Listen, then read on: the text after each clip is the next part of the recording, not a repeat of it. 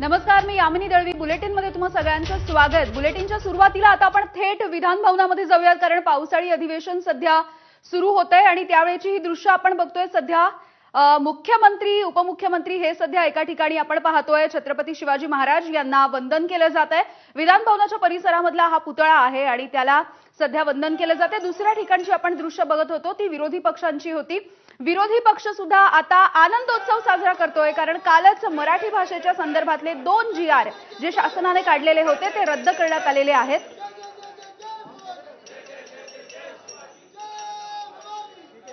तर ह्या 2 दृश्यांच्या माध्यमातून आताची सध्याची आपण बातमी बघून घेऊया.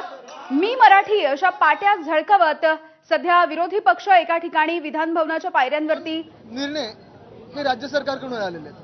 पहिलं आंदोलन आमचा जो इशारा होता की 25 लाख विद्यार्थ्यांसाठी आम्ही रस्त्यावर उतरू, कारण 11वीच्या प्रवेशाचा घोळ जो घातलेला आहे ह्या शालेय शिक्षण खात्याने आणि ऑनलाईन ऍडमिशनच्या पूर्ण जे काही आपण पाहतोय कंपनीने, लगेचच त्यावेळी पहिली यादी लागली. त्या यादीमध्ये अजूनही घोळ आहे. आणि दुसरं म्हणजे हिंदीची सक्ती पहिलीपासून जे करणार होतं सरकार, त्याच्या विरोधात नुसतं विरोधी पक्ष नाही तर पूर्णपणे आपण पाहताय रस्त्यावर मराठी माणूस उतरला होता, संपूर्ण महाराष्ट्र पेटला होता आणि मुख्यमंत्र्यांना तो GR त्यांचा मागे घ्यायला लागला. अजूनही आम्ही लेखी त्यांचं जे काही आदेश असतात त्याची वाट पाहत आहोत, कारण ह्यांच्यावर किती विश्वास ठेवायचा हा जनतेला माहिती आहे. तरी देखील कालचा विजय मोठा आहे आणि मराठी माणूस जर एकवटला, महाराष्ट्राची ताकद जर एकत्र आली तर काय चमत्कार घडू शकतो आणि ताकद किती आपली ही दिसते. त्यांच्या सक्तीसमोर महाराष्ट्राची शक्ती जिंकलेली आहे. आदित्यजी, रोहित पवार जे आमदार आहेत त्यांचं असं म्हणणं आहे की 2 भाऊ एकत्रित येणार याची धास्ती भाजपनं घेतली आणि म्हणून त्यांनी हा निर्णय 100% घेतले. आणि मला वाटतं हे संपूर्ण महाराष्ट्राने पाहिलेलं आहे की 2 भाऊ एकत्र येऊ नये म्हणून भाजप असेल किंवा एशनशी गट असेल किती प्रयत्न करत आहे. उद्धव ठाकरेंनी निर्णय घेतलेला आहे की जल्लोष करणार आहेत ते.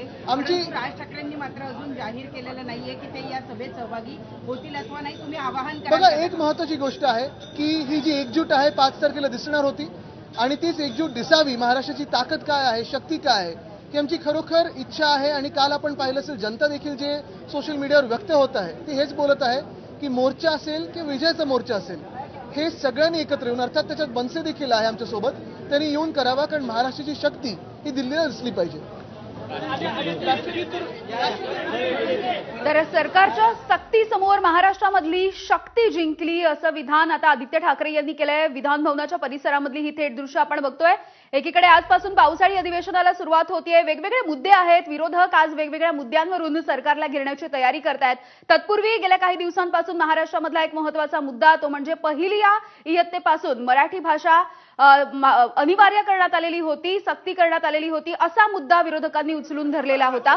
आणि याच्या विरोधात काल आंदोलन सुद्धा झालं राज्यभरामध्ये. ठाकरेंच्या शिवसेनेकडून सर्वपक्षीय नेते सुद्धा या सगळ्यामध्ये सहभागी झालेले होते. अखेर सरकारनं GR मागे घेतला आणि या सगळ्याचा आनंदोत्सव साजरा करण्यासाठी आता आपण विरोधी पक्षाचे नेते हे सगळे आणि आमदार जमलेले बघतोय विधान भवनाच्या परिसरामध्ये. अभिमान मराठीचा, मी मराठी, अभिजात मराठी अशा पद्धतीचे फलक झळकवत हे सगळे आता विधान भवनाच्या परिसरामध्ये येताना दिसत आहेत. दुसरीकडे टाळ वाजवून सुद्धा हा विजयोत्सव साजरा केला जातोय. आदित्य ठाकरे, अंबादास दानवे, सचिन अहिर, भास्कर जाधव नेमके कुठे आहेत कालपासून हे कळत नव्हतं आणि भास्कर जाधव आता थेट विधान भवनाच्या या पायऱ्यांवरती आपण बघतोय.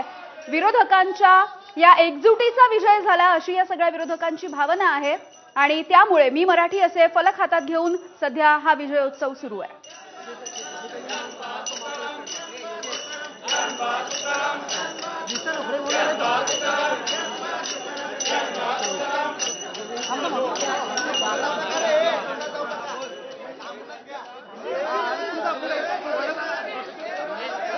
तर सत्ताधाऱ्यांच्या सक्तीपुढे महाराष्ट्राची शक्ती जिंकली असं आदित्य ठाकरे यांनी आताच म्हटलेलं आपण पाहिलेलं आहे.